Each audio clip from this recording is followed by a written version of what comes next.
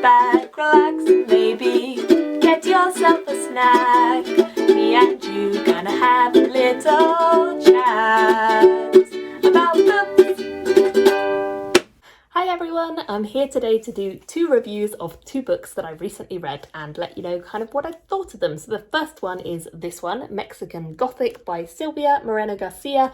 This is the second one by her that I have read, and I read this for the Waterstones book club in my town.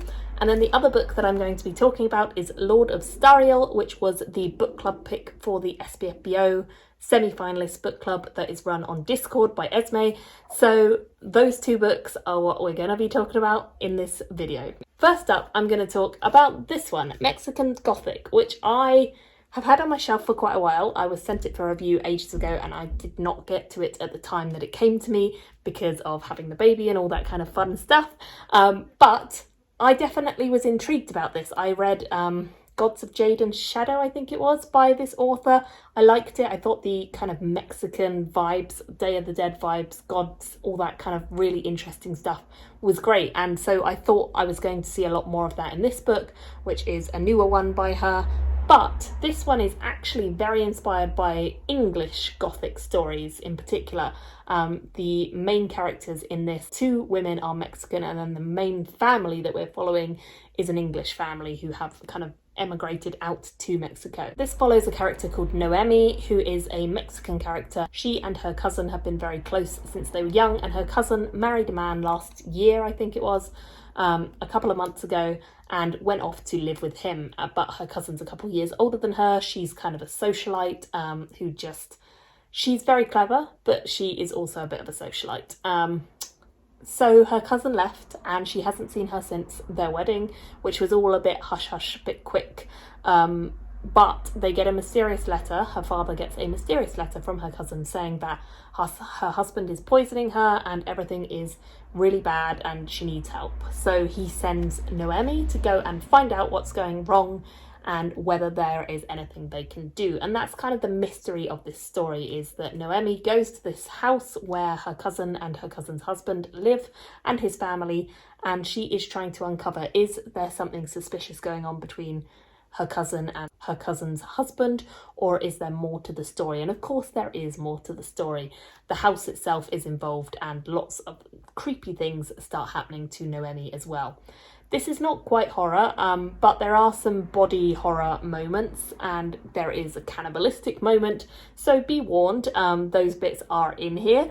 For me, it felt like an okay read. I thought it was fine the whole way. I thought the magical element or unique, odd element of the book was good, but it wasn't described very much. It's kind of largely left up to how you imagine it happening, and the love interest did kind of bore me. The actual family dynamic that we're following is a bit weird and creepy, so it definitely has elements of the Gothic. But is it a story that really captivated me whilst I read it? No. I did read it really quickly because it is quite short, so that was good. But in the end, I gave it a 2.5 stars because although I think there are some good elements of the Gothic, I don't think the Mexican side came through at all. And I kind of feel like this doesn't represent Mexico in a big way, even through the main character and her cousin being Mexican. It felt a little bit like false advertising. It didn't feel that genuine a book to me. It felt a little bit like a Gothic book that just happened to be in Mexico. So yeah, I don't love the Gothic kind of subgenre. For me, I studied it a lot in school, so I have read quite a lot of Gothic stories, but I don't find them particularly exciting or interesting. But yeah, I'd love to know what you thought. At the book club, it was mixed opinions, but most people didn't like it, or actually a couple of people didn't even finish it, a couple of people didn't like it or thought it was really dull, and a couple of people just had issues with it, much similar to what I've just described. So I gave it 2.5, very middle of the road. It was fine. But you don't want your books just to be fine, do you? You want them to be really good. So yeah. So the next one I'm going to talk about is Lord of Stariel. This one I picked up because of the SPFBO book club, and this is a super cozy read. It's very easy reading, and I think this will probably appeal to anyone who wants that kind of comfort read to break up something like a heavy SF. When we pick up the story, we are following a character called Hetta Valstar, and she has willfully chosen to leave her family behind. She decided that she was going to leave because her father did not approve of her illusion magic, which is a big part of her. It's something she loves doing. So she left it all behind and she went and she worked in an acting troupe. But her father has now died at the very start of the story, and so she must return to the estate where she grew up, which is the Stariel estate, to find out who the new lord is going to be and also just to sort of pay her respects, etc. So she goes back, and that's where the story starts. But the Lord of Stariel is chosen by the land itself. It is a kind of living, breathing land which has its own thoughts and opinions and has its own connections to each of the family members from the Valstar line. So this is a really interesting idea and something I wish we'd seen a bit more of in the book, because it's hinted that it just is a really cool magic system, but then actually it's not utilised an awful load, and I would have just loved to see more of that. Hetta is very much returning just out of duty and to see her family, who she does like her brother and her cousin and various other people. She is feeling as though she has a bit more right to go home now that her father's not there and his disapproval is not lurking over her.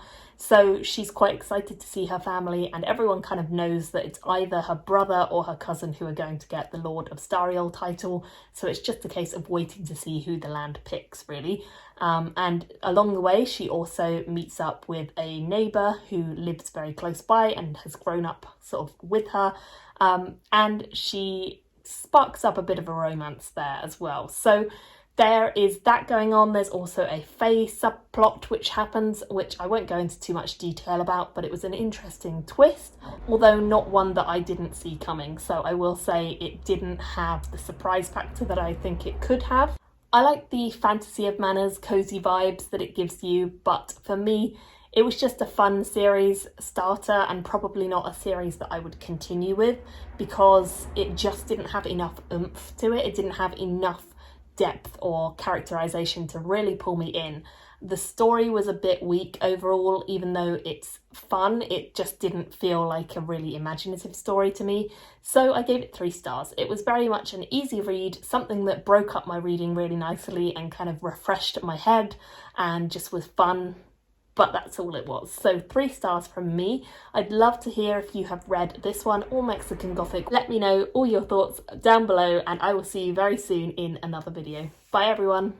Thank you for watching my video today. Go pick up a book, then come back and chat with me again.